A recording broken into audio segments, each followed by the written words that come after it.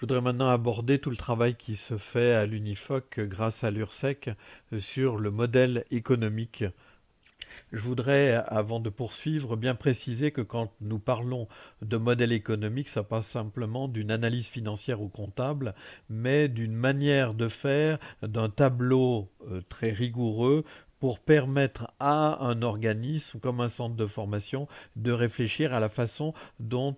cet organisme crée de la valeur spécifique pour les stagiaires ou pour les commanditaires de la formation. Donc on va s'intéresser à la valeur apportée par l'organisme de formation, à ses activités clés, à ses ressources clés. Voilà, ça me semblait important qu'on ne réduise pas simplement à une analyse économique quand on parle du modèle économique. Donc à partir du mois de mai, aidé grâce à l'URSSEC par un organisme professionnel qui nous accompagne, ELUSIS, et deux directrices d'organismes de formation qui ont accepté de participer à ce groupe de réflexion, nous avons essayé de réfléchir sur ce que nous pourrions proposer à l'ensemble de nos collègues sur l'année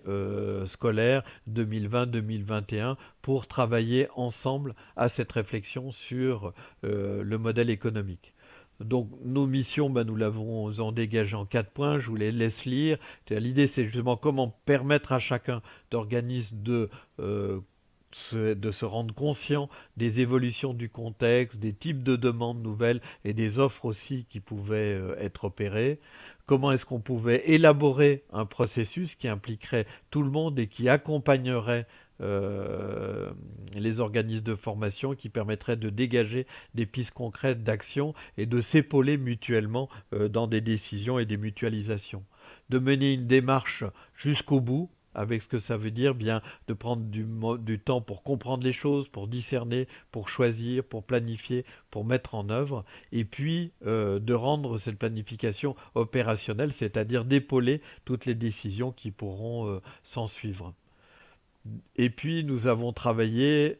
si je peux me permettre cette expression, à coup de réunions assez rapprochées pour dégager, toujours grâce à Illusis, à la fois nos intentions, nos raisons, nos ambitions. Je vous les laisse là encore une fois parcourir. Et notamment la première, je voudrais vraiment insister là-dessus, c'est comment inventer ensemble un modèle économique pour demain, mais qui permette à chacun de vivre dans l'évolution de notre contexte. Donc c'est une démarche qui est collective au service d'une réflexion individuelle. Une deuxième caractéristique aussi qui va venir dans notre réflexion assez vite, c'est qu'il va falloir favoriser un va-et-vient de réflexion entre organismes de formation et tutelle pour que chacun connaisse mieux les évolutions du périmètre des uns et des autres et puisse s'épauler dans la spécificité à la fois du charisme qui nous a fondé, mais aussi dans la manière dont cette tradition éducative se déploie aujourd'hui. Nous avons pensé qu'un point important, c'était comme résultat à attendre, c'était une meilleure connaissance pour justement une meilleure confiance mutuelle pour savoir que quand on a tel type de demande, on peut s'adresser à telle autre, que telle personne va pouvoir accompagner d'une manière plus privilégiée tel type de formation, alors que tel autre va convenir pour un autre type d'approche, compte tenu à la fois des gens qui y travaillent et je dis des personnalités et aussi de leur tradition historique. Et puis du travail mutuel et de la place qu'avait du coup l'UNIFOC pour aider justement chaque organisme de formation à évoluer et du coup peut-être à évoluer aussi, l'UNIFOC a évolué aussi dans sa manière de faire et l'URSSEC comme garant du fait que ça ne soit pas simplement un microcosme de centres de formation qui s'excite sur les critères de qualification de Calliope ou les nouvelles normes déposées par Acto ou Formeris, mais que ça soit vraiment un travail au service des tutelles et de l'enseignement catholique dans le paysage de la formation. Donc,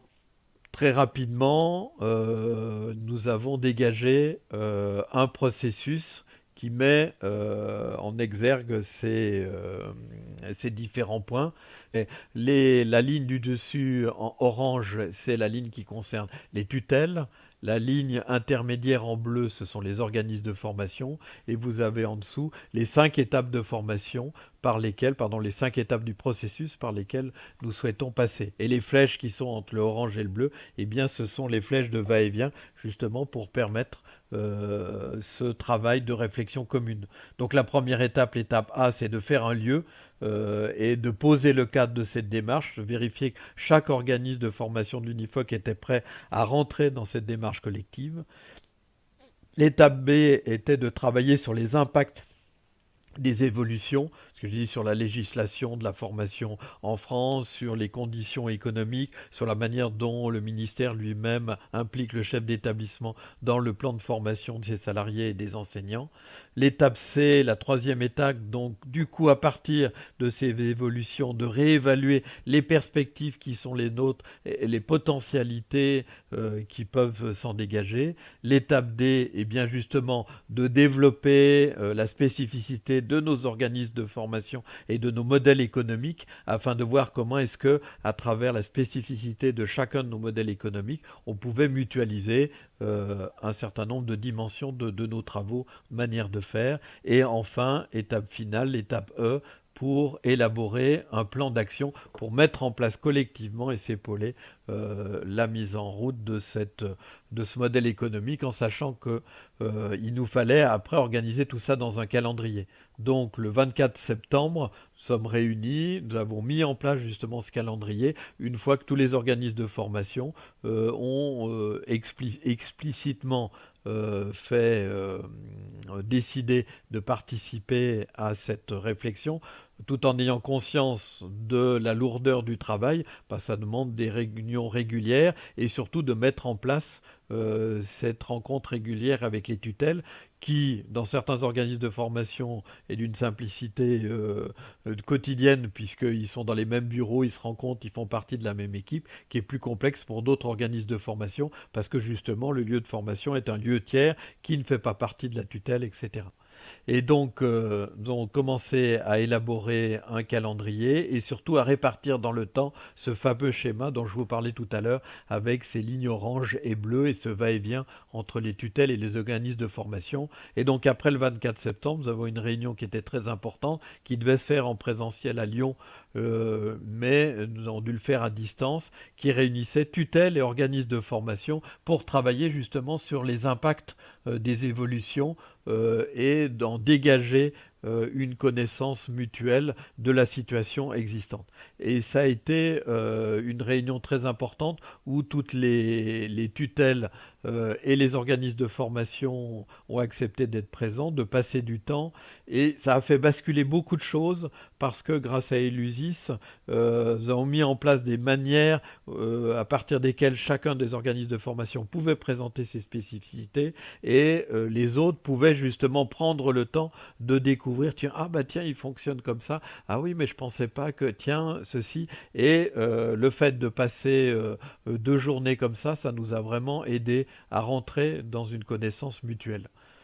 Voilà. Et donc maintenant, fort de ce qui s'était passé, je dirais de la mobilisation à la fois des tutelles et des organismes de formation, eh bien nous sommes rentrés maintenant dans le moment d'élaborer le modèle économique et notre prochaine échéance pour une prochaine réunion, là encore, d'organismes de formation et de tutelle, va être le 2 février 2021. Voilà. Je voudrais simplement en conclusion vous respécifier, je dirais, ce qu'il faut tenir ensemble dans cette démarche et ce qui nous tient à cœur à l'UNIFOC. C'est comment est-ce qu'on invente ensemble un modèle économique, mais pour chacun, afin de vivre l'évolution de notre contexte et de pérenniser les spécificités de nos charismes et de nos manières de faire. Et donc il s'agit bien de mettre en place une démarche collective pour soutenir chacun des instituts et leur promettre justement de trouver des solutions où il y aura à la fois la spécificité de leur organisation, de la manière dont ils veulent procéder,